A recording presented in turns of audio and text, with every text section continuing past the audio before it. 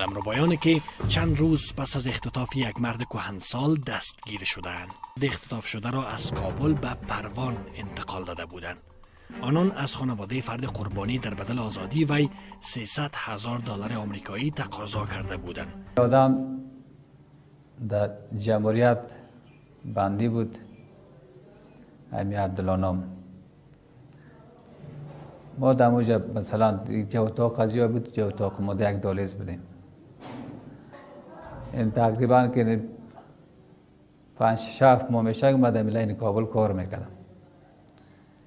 یک موی سفید یا گرفتین آوردین. من از زنگ زدنش آوردنش خبر نداشتم. تاش کردم بردنش در خانه فهمیدی بستهش کردن. بعد از او تالان فریق دوشه بود و از اینجا آوردیمش فهمیدی دستایش آواز کردیم در بین دریا خلاص کردم.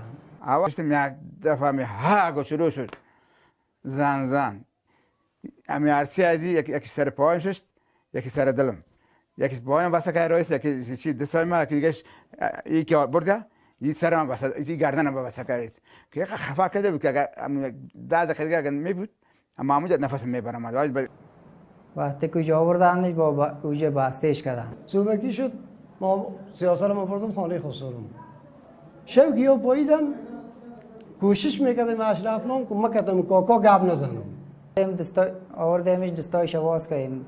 دستایش آواز کردیم و خلاص کردیم در بین دریا.